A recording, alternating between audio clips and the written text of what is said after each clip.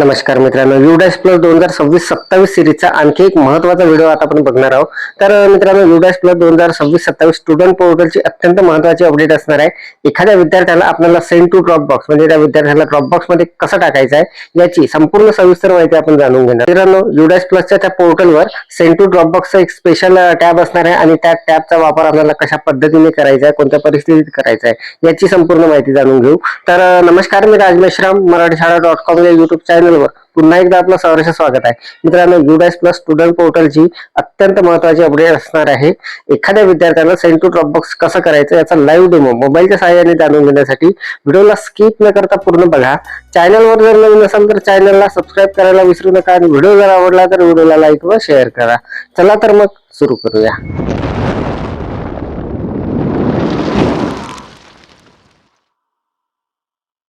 तर मित्रांनो बघा, UDAS प्लसच्या पोर्टलवर लॉग इन केल्यानंतर अशा पद्धतीचा इंटरफेस येणार आहे. इथे आपल्याला ही जी टॅब असणार आहे 2026-27 यावर आपण क्लिक करून घेणार आहोत. यावर क्लिक केल्यानंतर हा इंटरफेस येणार आहे आपल्यासमोर. मित्रांनो, या अगोदर बरेचसे व्हिडिओ आपण बघितलेले आहे या पोर्टलचे, संपूर्ण सिरीज बघितलेली आहे, प्रत्येक विषय बघितलेला आहे. तर बघा, इथे अशा पद्धतीचा हा जो इंटरफेस आला आहे याला आपण क्लोज करून घेणार. क्लोज केल्यानंतर स्कूल इन्फॉर्मेशन असं येणार आहे आपल्यासमोर, याला सुद्धा आपण क्लोज करून घेऊ. तर मित्रांनो बघा, आता इथे आपल्याला हा जो इंटरफेस दिसत आहे, इथे आपल्या शाळेची पटसंख्या जी असणार आहे ते आपल्याला इथे दिसणार आहे आणि इकडे बाजूला महत्वाच्या टॅब दिसणार आहे. तर मित्रांनो, आपल्याला एखाद्या विद्यार्थ्याला सेंड टू ड्रॉप बॉक्स जर करायचं असेल तर ते कोणत्या परिस्थितीमध्ये करायचं आहे. एखादा जर विद्यार्थी जर तो मध्येच शाळा सोडून जर जात असेल, दुसऱ्या शाळेमध्ये जर प्रवेश घेत असेल तर आपल्याला त्यांना ड्रॉप बॉक्स मध्ये टाकावं लागणार आहे. तर बघा, इथे आपल्याला त्या विद्यार्थ्याला ड्रॉप बॉक्स मध्ये टाकण्यासाठी इथे स्पेशल एक टॅब असणार आहे सेंड टू ड्रॉप बॉक्सचं.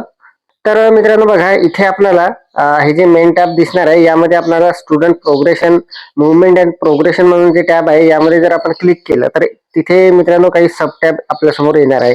जसं पहिली असणार आहे progression activity, import module, send to drop box अशा पद्धतीचं. तर हे जे आहे मित्रांनो सेंड टू ड्रॉप बॉक्स या टॅबची माहिती आपण यामध्ये पाहणार आहोत. तर या अगोदर मित्रांनो प्रोग्रेशन ऍक्टिव्हिटी मध्ये आपल्याला आपण सर्व विद्यार्थ्यांचे सत्र सुरू झाल्याबरोबर प्रमोशन करून घेतलेले आहे आणि काही विद्यार्थ्यांना आपण इम्पोर्ट करून घेतलेला आहे. तर जे विद्यार्थी आपल्याकडे जर आलेले असतील त्यांना आपण इम्पोर्ट केलेला आहे. मागच्या व्हिडिओमध्ये आपण ते संपूर्ण लाईव्ह डेमो बघितलेला होता.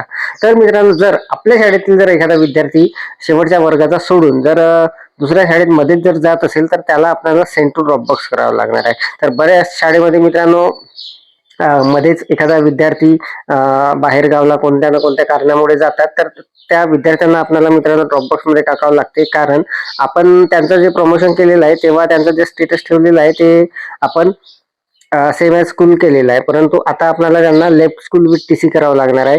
तर ही जी टॅब आहे असणार आहे मित्रांनो सेंड टू ड्रॉप बॉक्स, याचा संपूर्ण डेमो आता आपण बघणार आहोत. तर बघा, या टॅबवर मी क्लिक करून घेतो. इथे क्लिक केल्यानंतर मित्रांनो दोन टॅब आपल्या समोर अशा पद्धतीने येणार आहे.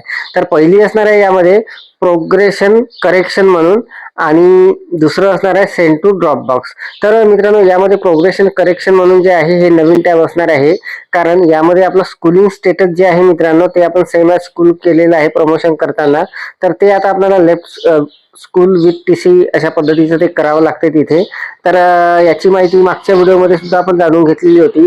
तर बघा, या टॅबमध्ये स्पेशल ती टॅब असणार आहे जशी सेंड टू ड्रॉप बॉक्सची जे टॅब आहे यामध्ये बघा वर लिहिलेलं आहे send to drop box module progression correction for schooling status. तर दोन्ही टॅबची माहिती आपण जाणून घेऊ. तर बघा, यामध्ये पहिली हे जे टॅब आहे प्रोग्रेशन करेक्शन म्हणून, यावर जर आपण क्लिक केलं तर अशा पद्धतीचा इंटरफेस येणार आहे मित्रांनो. मागचा जो व्हिडिओ होता आपला त्यामध्ये मी याची संपूर्ण माहिती दिलेली होती. आपल्याला इथे स्टुडंट पेन नंबर टाकायचा आहे आणि इथे त्याचं जे काही करेक्शन असणार आहे ते करून घ्यायचं आहे इथे.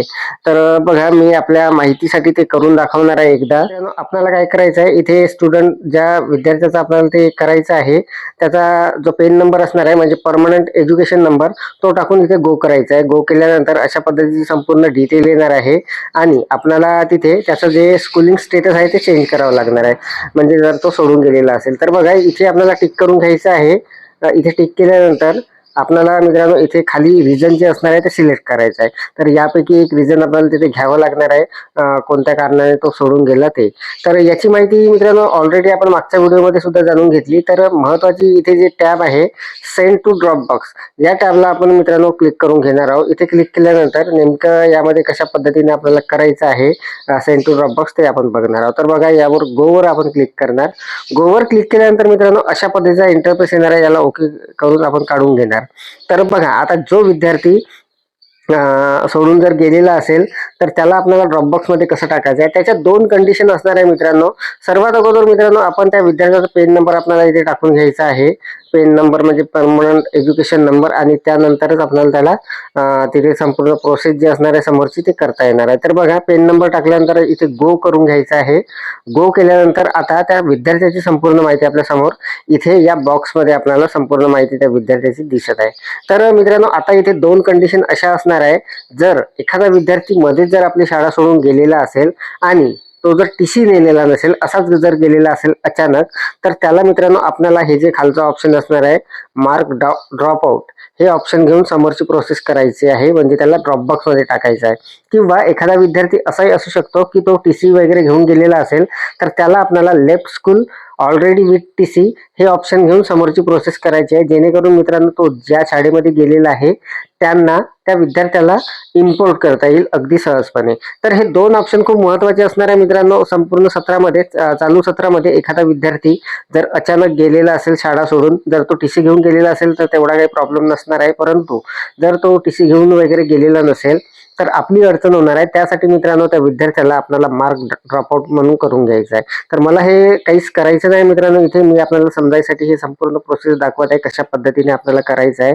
कारण बऱ्याचशा शाळेमध्ये मित्रांनो असे प्रॉब्लेम झालेले आहे किंवा असे विद्यार्थी आहे जे अचानक शाळा सोडून गेलेले आहे किंवा दुसऱ्या शाळेत प्रवेश घेतलेला आहे. तर त्यांना ही जी प्रोसेस आहे ती आपल्या पोर्टलवरून करावी लागणार आहे. कारण ते मित्रांनो जे विद्यार्थी आहे ते आपल्या पोर्टलवर दिसणार आहे आपल्या शाळेच्या, तर त्यांना आपल्याला मार्क ड्रॉपआउट किंवा left school already with TC करून घ्यायचं आहे. तर कंडिशन कोणती असणार आहे, काय असणार आहे ते आपल्याला माहिती असणार आहे. जर तो विद्यार्थी टीसी घेऊन गेलेला असेल तर काही प्रॉब्लेमच नसणार आहे, आणि जर नसेल टीसी घेऊन गेला तर आपल्याला मार्क ड्रॉपआउट करून घ्यायचा आहे. तर मित्रांनो युडाइस प्लस 2026-27च्या स्टुडंट पोर्टल सिरीजचा आणखी एक महत्त्वाचा व्हिडिओ, महत्त्वाचा विषय आपण या व्हिडिओच्या माध्यमातून जाणून घेतलेला आहे. मित्रांनो आपल्या चॅनलवर युडाइस प्लसचे संपूर्ण व्हिडिओ आहे, संपूर्ण माहिती असलेली व्हिडिओ आहे, संपूर्ण विषय असलेले व्हिडिओ आहे.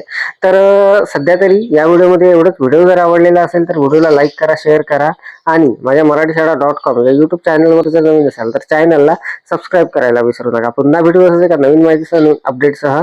तोपर्यंत धन्यवाद.